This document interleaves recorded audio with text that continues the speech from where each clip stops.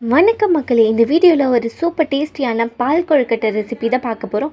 இது ஒரு perfect evening time ஸ்நாக்காக இருக்கும். கண்டிப்பாக இதை ட்ரை பண்ணி பாருங்கள். அதுக்கு நாங்கள் 2 கப் அளவு பச்சரிசி மாவு எடுத்துருக்கோம். அதுக்கு 4 கப் அளவு தண்ணி மெஷர்மெண்ட்.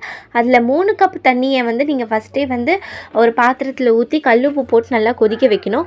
மீதி இருக்க அந்த 1 கப்பை இந்த 2 கப் அரிசி மாவோடு சேர்த்து நல்லா டைல்யூட் பண்ணி இந்த கொதிக்கிற இந்த சுடு தண்ணியில் அந்த அரிசியும் அந்த தண்ணியும் கலந்து வச்சோம்ல, அந்த அரிசி மாவு அதை இதில் ஊற்றி விட்டுடணும். ஊற்றி விட்டுட்டு நல்லா கலரி விடுங்க.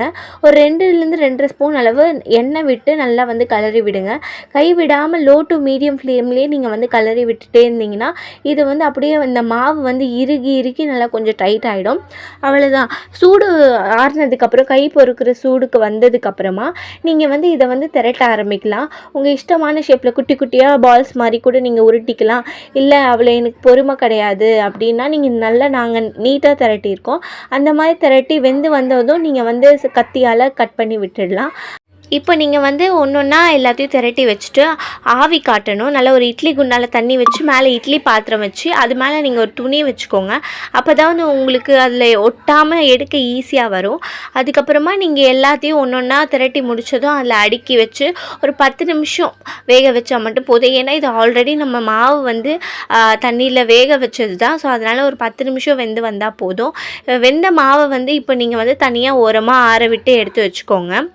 இப்போ ஒரு பாத்திரத்தில் ஒரு 5 கப் அளவு தண்ணி வச்சுக்கோங்க. அந்த தண்ணி நல்லா சூடு ஆனதும் ஒரு சின்ன கப்பில் ஒரு 3 ஸ்பூன் அளவு அரிசி மாவை நல்லா தண்ணி விட்டு நல்லா டைல்யூட் பண்ணி இப்போ அந்த கொதிக்கிற தண்ணியில் நீங்கள் இதை ஊற்றி விட்டுருங்க.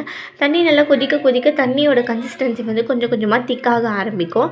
கொஞ்சம் ஓரளவுக்கு திக்கானதுக்கப்புறமா நீங்கள் ஸ்வீட்டுக்கு நீங்கள் சுகர் வேணுன்னா கூட சேர்த்துக்கலாம். நாங்கள் இன்றைக்கி ஒயிட் சுகர் தான் சேர்த்துருக்கோம். நீங்கள் வெல்லம் கூட அந்த தண்ணியிலேயே பாகு மாதிரி வச்சு அப்படியே கூட நீங்கள் செய்யலாம். ஒன்றும் தப்பில்லை.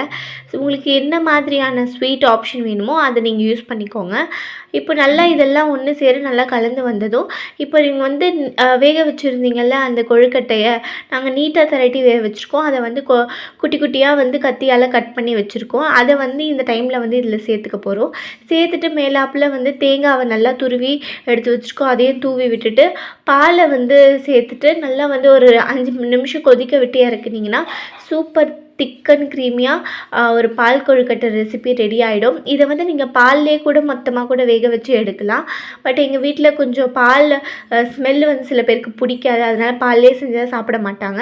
அதனால் லாஸ்ட்டில் நாங்கள் பாலை ஊற்றிட்டு கொதிக்க விட்டு இறக்கியிருக்கோம். இப்படி செஞ்சாலும் நல்லா தான் இருக்கும். பட் ஆனால் ரொம்ப ரிச் அண்ட் க்ரீமியாக வேணும்னா நீங்கள் பால்லே கொதிக்க வச்சு இறக்குனா செம்மையாக இருக்கும். ட்ரை பண்ணி பார்த்துட்டு எப்படி இருக்குன்னு சொல்லுங்கள். வீடியோ உங்களுக்கு பிடிச்சிருந்தால் லைக் பண்ணுங்கள், கமெண்ட் பண்ணுங்கள், ஷேர் பண்ணுங்கள். மறக்காமல் பேஜை ஃபாலோ பண்ணிக்கோங்க.